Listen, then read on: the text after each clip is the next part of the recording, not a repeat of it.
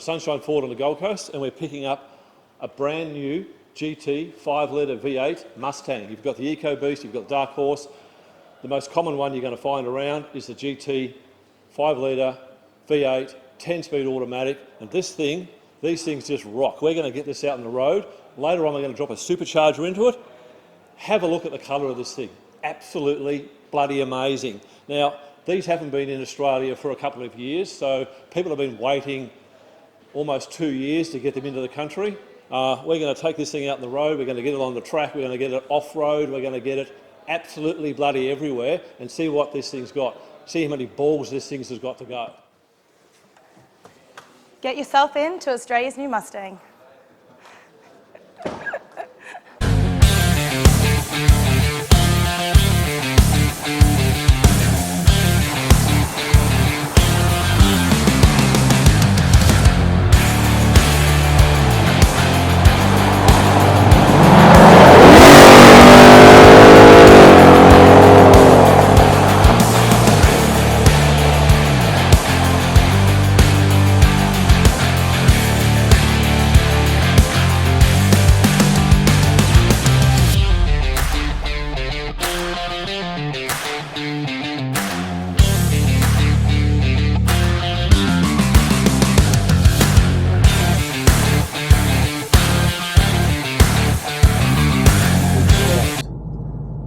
The S650 2024-2025 GT Mustang Australian version right-hand drive.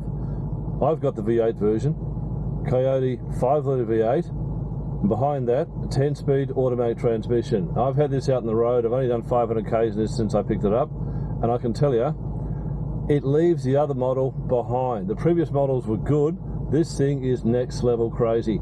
I've opened this out on a private road, of course, and I was clocking 100 miles an hour in no time at all. The handling ability of this vehicle is absolutely sensational. Now, this was optioned up with the MagneRide suspension, blackout. I'll show you all these details further into the show.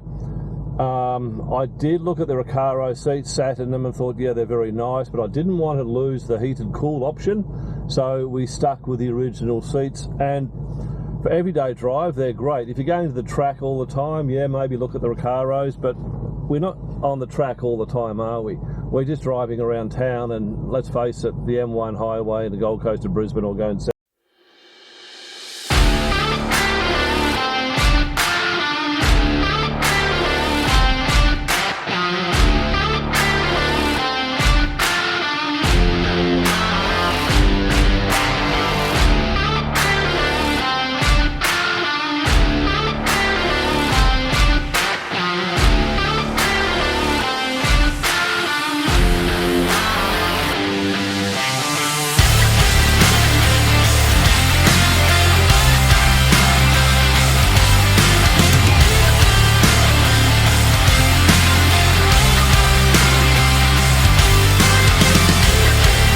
Ford Mustang GT V8 5-litre with a 10-speed auto strapped in the rear of it, 486 horsepower, stock standard. You get the Dark Horse 500 horsepower. If you're absolutely in need of more power than that, drop in a supercharger. If you get a Roush Tickford supercharger from WA, send over to wherever you are in Australia, get that fitted. 810 horsepower of bloody madness. Now, I can tell you, this one is supercharged, 810 horsepower. At high speed, it's absolutely bloody mental. And you want to know how to drive or look out, you're in trouble. If you're crazy enough to have that fitted and then turn the traction control off, you want to have some bloody real skills about you. Now, these are remodeled from the previous version that was in Australia. We haven't seen them here manufactured and sent over from the US for about 3 years. A lot of people have been waiting 2.5 years. This was 18, 19 months from when I ordered it to when it arrived. All these decals are not standard. They've been fitted by my team. The front skirts were fitted by my team. Now, this came from Ford Australia with the blackout version. So you've got the blackout wheels, the blackout roof, the front grille, the lights, and also we fitted the MagneRide, which seriously, I would suggest if you're going to buy yourself a GT Mustang 5-litre, chuck the MagneRide in. It does make a huge difference between stock, the standard ride, which is fine. You can get Recaro seats, race seats, but if you're not going to the track every day, I don't know, they're very comfortable, but you lose heating and cooling once you do that. Now, The first Mustang was in production in the US in 1964. Now, when they introduced this car at the New York Car Show in 1964, they sold 22,000 of them on the first day. That's a staggering amount. Now, there's been a new model every year for the last 50 years. They really are a bit of a beast on their own. I mean, the Camaros, you can't get them anymore in Australia. They're just not in production to get sent over from, if you're getting one in Australia, they're 5-6 years old. These are a 2024 introduced into Australia 2025 model, 5-litre V8. They also do a 2.3 litre EcoBoost, but we're not looking at that in this show. Now, we'll go into the tech on this car in the next show, but just have a look at the styling on this thing. This decal here is not standard. It's been done by my team at our workshop. The wing is also not stock standard, but even at stock standard, these cars are an absolute bloody beast on the road. High-speed performance is absolutely bloody outstanding. Now, supercharged, they're a little bit on the crazy side, but for even an everyday drive, which is what I'm using it for, it's a lot of fun getting around. Just be careful of those boys with the lights on the roof. They're probably going to be attracted to you if you're burning down the M1 at high speed. Have a look at the inside of this thing. Plenty of bloody room.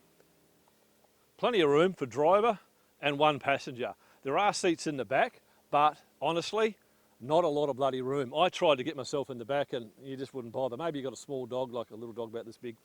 Maybe a water bottle or something, or a camera bag, or I don't know, a box of matches. They'll fit in the back. We'll go through in the studio. We'll show you the inside of this car in a bit more detail. But everything about this thing, it's just really quite stylish, well built. Handling on the road is absolutely sensational. Low speed, high speed, whatever you do. Cornering, it's like it's on bloody rails. They're a great set of Pirelli tyres, front and back. The boot is actually surprisingly big. I'll just show you that boot now.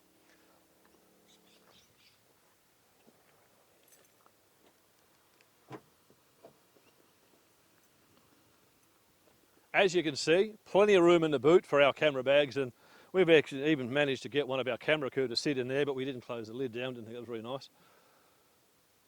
Most of them you can buy aftermarket wings. This is an aftermarket wing. There's another wing coming on the back of this. The back end of these, you'll see the difference here is that they've V'd this back end in. That's really the only way from the rear, and of course the lights have changed. But when you're driving it, you certainly know the difference. All right, so you have a look under the bonnet. Even without the supercharger, which this has now been fitted, the engine was absolutely bloody massive. They managed to cram that 5-litre V8 Coyote engine in there. You've got twin air intake in it. And once you chuck the supercharger in there, you've got an additional cooling system in here as well. These pump out to 810 horsepower, as I said. Stock standard there, 486. The amount of tech that's in this car is absolutely bloody phenomenal. And you can see by just looking at the engine bay, you know, obviously whoever's designed this knows what the fucking hell they're doing. Now, you've also got this great, this is new in this model, the air intake to keep the engine a bit cooler while you're dragging around down the M1 highway between Gold Coast and Brisbane at crazy speeds or on the track. Now, these cars are basically a street legal race car. That's the only way to describe it. This has the front skirts been changed over from stock standard, so you've got the additional lip down the bottom. The blackout grille on this has got the blackout kit. This is a grabber blue car, which really, as you can see, stands out. Some of the greys and the reds, I mean, they look nice, but I just found this was probably the showiest, this was the punchiest colour that I could find that they, well, they've just advancements in technology. It's just refined down to what a muscle car should be. The previous ones were nice, but these also have a 4-note exhaust, so you can put it in track mode, sports mode, whatever you want. You just select it on the dash there. I'll go through the interior, the tech in this car in the next show. It's really quite impressive. On the road, get yourself into one of these. You won't be disappointed. I'm Dave Lonergan.